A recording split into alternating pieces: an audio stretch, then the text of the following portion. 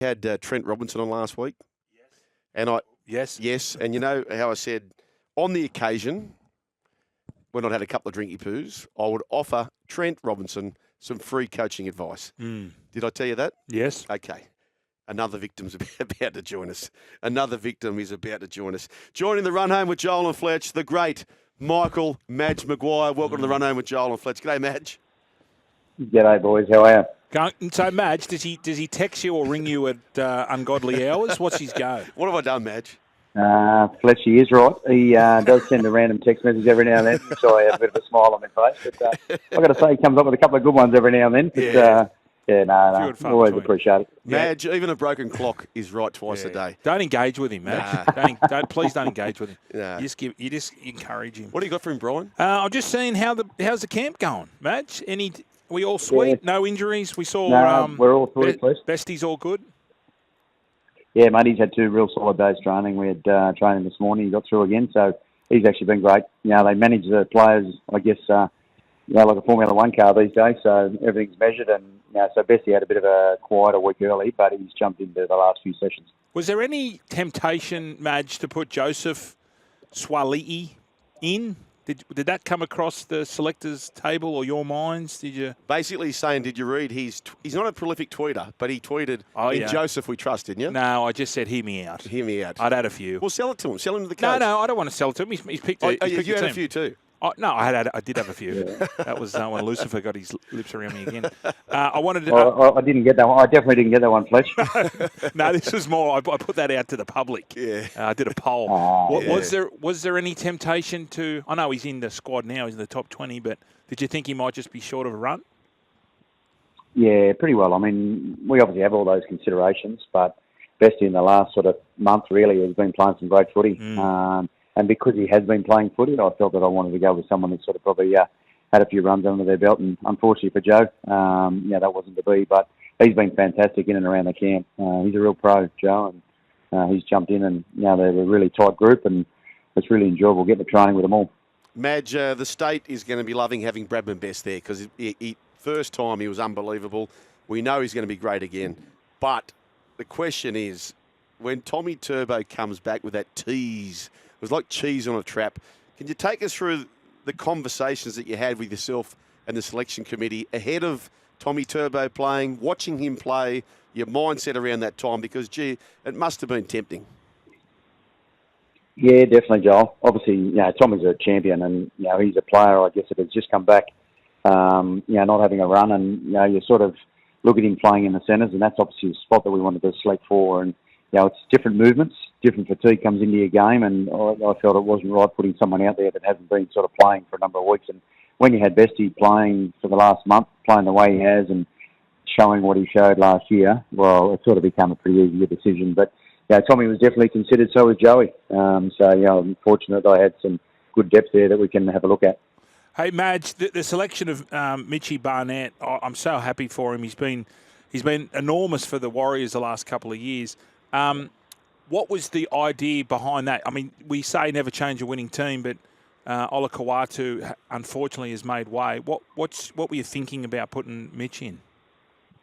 Yeah, Haumole was, he's excellent for us, and I think he's definitely got a massive future in this space. And it's really about sort of moving and shuffling players, I guess, around the bench. And when you've got someone like Liam Martin who plays as well as he does on an edge, I felt like, being able to leave him there and then having probably a player more that can play within the middle, like a Mitch Barnett, who is playing excellent, we could have a rotation on our bench in a different format. So that's really the reasoning behind. And Liam has been doing a great job as a back row for us and building some really good combinations with the boys there. So I felt just leaving that and then not thinking that we need to bring Haumole onto the right and then Liam into the middle and having those more change around the team.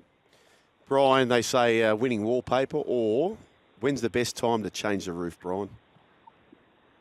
When the sun's out. Yes, of course. So the sun's you out don't want for to be New doing South training. Wales. You can't get up there. No, but a lot of people fall into winning wallpaper. They go, we're winning, so don't change anything. Let's wallpaper over it. Madge, on the other hand, he wants to change the roof when the sun's out. That's what he's done. It's a massive game coming up. How's Haumole Olakau'atu been? How's those conversations been? Mate, he's been really good, and full credit to him. The first thing he said, he goes, how good's that for Barney? So, good. It says a fair bit about the group at the moment and their headspace, and they're just really encouraging each other. And fortunately, I've got quite a wider depth this year with players, and early on we probably tested that. Especially sort of moving into that first game where we had quite a few blokes dropping out each week. I'd watch a game of footy, and then the next one would drop out. So. But it's nice to see them come back now, and every player that I have in the team is in their best form, which has added to what we're doing. We've moved on from game 2. Obviously, that first half, I've never seen anything like it. It was unbelievable, and the stats also agree. What are you worried about, Madge? Have you got any worries, particular players, or are you thinking there could be an ambush about this Queensland mob? Oh, I think everyone around us is telling us what it'll be like and how it's going to be, but I guess we've taken a path that, it's more about what we do. And I think that's something there that, has been very strong and showed that in game 2, and we've got to keep taking that forward. I mean, you play in whatever stadium, you're going to get noise, you're going to play on the same size field, but at the end of the day, it's how we go about things, and that's something there that the boys have definitely grabbed a hold of moving through the series. From game 1, we faced a fair challenge with one out, after 6 or 7 minutes. So, but I saw some great signs within the team, and they took that into game 2. But we have to be a better team moving into game 3. That's the way the path of each game goes. So we've worked hard at that through our prep to make sure that we're a better team than where we were in game 2. Madge, a famous day on the Australian calendar, and New Zealand for that matter, is the first Tuesday of every November. That's the Melbourne Cup, where the whole country just stops and watches. But the first Saturday of last November, Brian, arguably one of the greatest wins of all time. New Zealand 30. Yeah. Defeat Australia 0. How much do you learn from that, or learn from that, or how much you take from that, Madge? Clearly it's the biggest game you've had since then. Yeah, Joel, I learned a lot, and I'm very thankful to the Kiwi crew and the team. The players at that level, at the highest of levels within the Kiwi space, have definitely taught me a lot, and I'm obviously leaning on that, and the path of what I've been able to put into the boys here has been great. And this is a new game, but you do learn from your experiences, and very thankful to the Kiwi guys for what they gave me back then, and now it's about recreating or building that again in what we're doing in this space. Hey, Madge, I don't know if it was correct or not. Media can certainly spin it sometimes.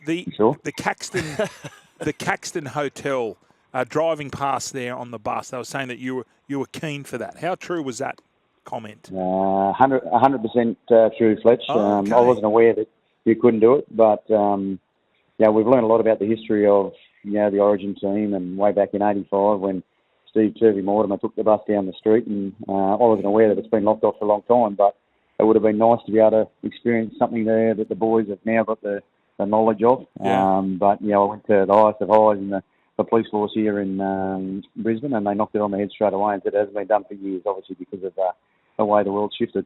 Yeah. Well, and what were you trying to get out of it? Like for a bit of inspiration for the players, or was it just because of the history of Origin? Yeah, it was actually around the history, Fletch. Yeah. I mean, one thing that the players have really, I guess, created is getting more of a knowledge around the past and the old boys. And we had a really special night, prior to the first game, which they call the True Blue Night, where we had, I think it was about 80 of the old boys in a room, and the new crop of players were in that room together. And it was a very special time, just getting the players and the new crop meeting those guys, and they've definitely hung on to a lot of that as they've moved throughout the series. Hey, Madge, I've only heard secondhand, but I understand, and I'm going back to this New Zealand team, and probably understands how the Penrith Panthers have been such a juggernaut, and you've got a host of those players in your camp. But I've heard secondhand about the leadership of James Fisher-Harris in the New Zealand camp. Is there any stories or anything you'd like to share about this man, James Fisher-Harris? Because no doubt you're going to need a similar leader, which you have in Jake and others there at New South Wales. But I heard so many great things about this man, James Fisher-Harris. Yeah, he's a special human, Fish. He sort of, 3 or 4 years ago, he always said to me, Madge, I'd love to be able to captain the Kiwi team. That was literally 4 years prior. Wow. And obviously, as you keep evolving through your team, I had some great leaders in Jesse Bromwich move on, and it opened up the space, and it was really nice to be able to give James his leadership. And he's a leader that probably doesn't say much, but what you watch him do and how he goes about, becoming the player that he is, you understand why. I mean, I've never seen a bloke work as hard as what James Fisher-Harris does. And I'm fortunate that I've got quite a number of those guys within the New South Wales team. And albeit not just Penrith, there are a number of the other clubs. But he's a very special human, James, and I think one thing that I learned from him was his passion towards his country. And then when you look at someone like Jake, the passion that he has towards his state and playing for his state, they are very, very similar. And that's the reasons why I chose someone like Jake, because he's just so passionate about what it means to him, and it really is rubbing off on everyone in and around the group. So it's something there that I guess I've shared from James, and now enjoying watching Jake do the same. Madge, the glass house comment, was that calculated or was that just off the top of your head? Was that just coming? Did that just come out? That was really just off the top of my head, Fletch, because I was sticking up for one of my own. I felt that they wanted to have a pop, so I wasn't going to stand there and just take that. I felt that we've got a great state and we've got great people that have played in that jersey, and I felt that I'm not going to stand back and just let them have a crack at us. So I threw that out there. That was a good one. Got into them. Hey, Madge, I'd love to ask you about your team. And I know there's many to thank, but not many people ask this sort of question. But it's so important that you need all boats rise with the tide. Who's in your team? And I'm talking about your coaching team. Oh, yeah. Well, mate, I've got some great guys that have, there's some of the greats of the game in Johnny Cartwright, who, he's a legend in himself, and then Matty King, who's created some great times in the blue jersey, and then Brett White. So I've got a really good mix of characters as coaches. I've got some really good performance staff and guys in the background like Andrew Gray, who's been around the game for a long time. He's been at two teams that have won competitions. I've got Frank Panisi, who's been a big part of what Melbourne Storm has been over the long period of time. Two top men physios in Eddie Farrer and Kenny and Mechanopoulos, and so I've got a few others there that I don't want to miss out, but I've got a really good crew of staff. I really appreciate the work that they're putting in. Madge, and the analysts as well, of course. Analysts. Madge, when we win this on Wednesday night, where would this rank in your coaching career?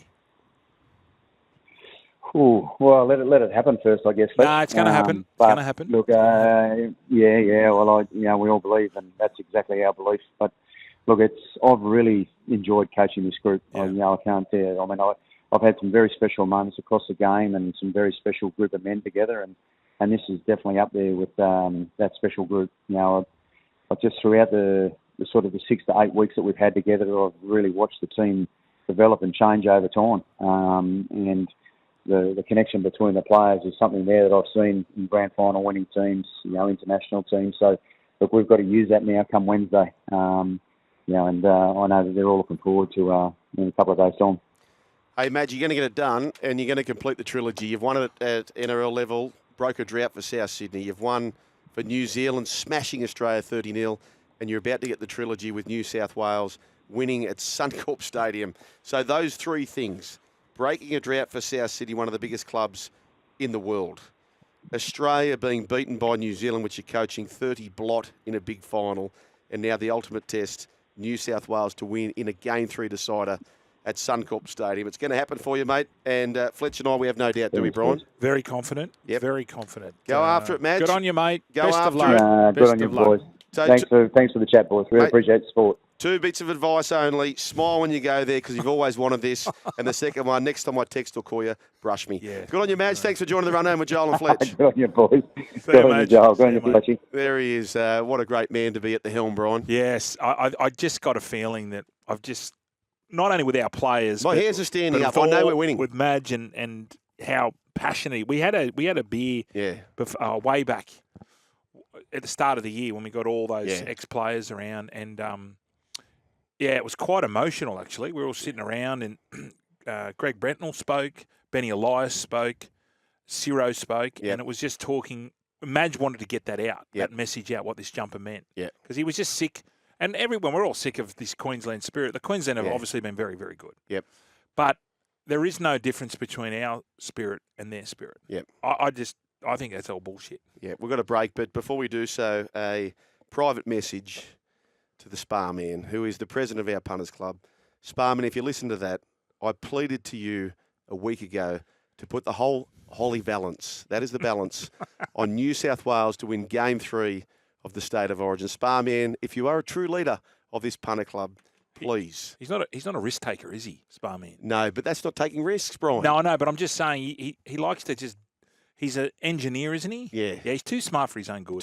And Sparman, while you're there, please just have a little bit on Edwards to be man of the match as well. No further questions. Jerome. 1300 01 1170, the run home with Joel and Fletch.